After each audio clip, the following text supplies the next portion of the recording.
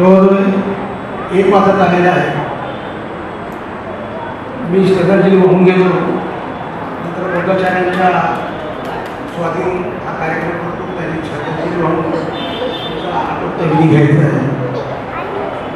तथागत गौतम बुद्ध, संत कबीर, क्रांतिबा फुले आणि आमचे काका पांडुरंग काशीनाथ केदारे या आमच्या प्रतिप्रथम मी विनम्र अभिवादन करतो. तथागत गौतम बुद्धांनी सांगितलेलं आहे मृत्यू हा अटळायचं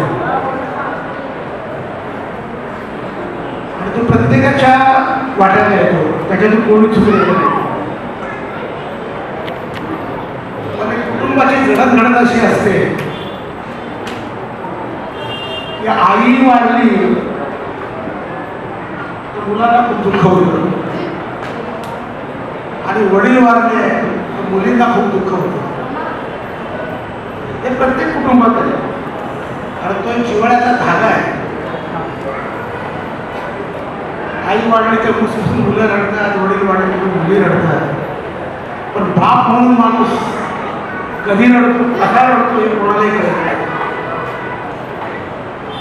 रात्री झोपताना अंधारामध्ये उशीमध्ये तोंड घुसून मुसमुसं रडत असतो की माझ्या कुटुंबाचं मी कसं काय करेन, माझ्या कुटुंबाचं कसं होईल, मी माझं कुटुंब उभं करण्यासाठी किती यशस्वी ठरतो. कुठे कुठे मला अपयश आलं. म्हणजे बापाचं दुःख ते कधीच कोणाला कळत नसतं. आमचे काका मला वाटतं 60च्या दशकात जवळजवळ 200 ते 250 किलोमीटर दैवत गाव सोडून मुंबईत आले. इथे येताना राहण्याची सोय नाही. जगायचं कसं आहे मुंबई महानगरीत त्याची भ्रांत. पण तिची हिंमत त्या काळात त्या लोकांनी दाखवली. डॉक्टर बाबासाहेब आंबेडकरांचं ऐकून की खिंडी सोडा आणि शहरात चला. आणि मग त्या शहरामध्ये त्या सर्व वयस्कर माणसाने आपल्या आयुष्याची आपल्या कुटुंबाची प्रगती केली. आता जगात फार कमी लोक उरले त्यांचे पाय धरून त्यांचे आशीर्वाद घेतले. त्यापैकी पांडुरंग काका आयुष्यभर त्यांनी नोकरी केली. आता उल्लेख केला त्यांच्या नातेवाईकांनी 80 वर्षापर्यंत नोकरी करत होते. जगण्याची भ्रांत म्हणून ते नोकरी करत नव्हते. तो विषय नव्हता.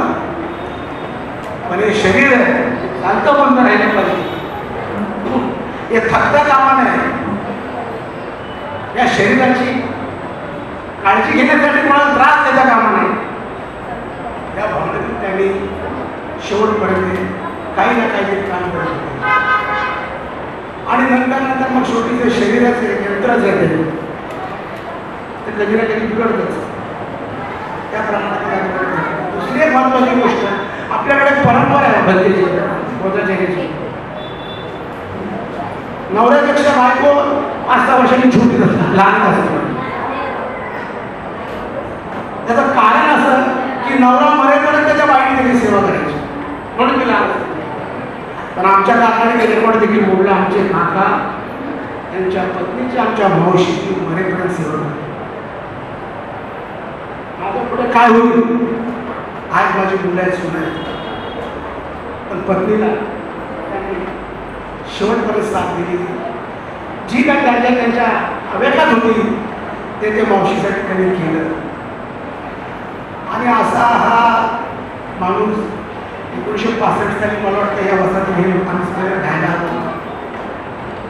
घरात पत्रे पुठ्ठे होते, पुठ्ठ्याचे दरवाजे, पुठ्ठ्याच्या खिडक्या, लाईट ट्रेन काय फक्त घरात एक नळ. या अवस्थेत आम्ही जगलो. आमच्या आईवडिलांनी आम्हाला या अवस्थेत जगवलं. चोरांच्या चुरचुराच्या वसाहतीमध्ये घरामध्ये असून काय असणार, केवढी 2-4 भांडी. पण ती पण जपायसाठी आमचे वडील रात्रभर जागायचे, थोडे झोपायचे, थोडे जाण्याचे. हा जो काळजी करण्याचा जो भाग होता आमच्या पालकांचा आपल्या कुटुंबासाठी, त्याच्यामध्ये पांडुरंग काका कधीच कुठेच कसेही कमी पडलेले हे मला या ठिकाणी अभिमानाने सांगावं लागेल. या ठिकाणी एक वाद दिलं आहे.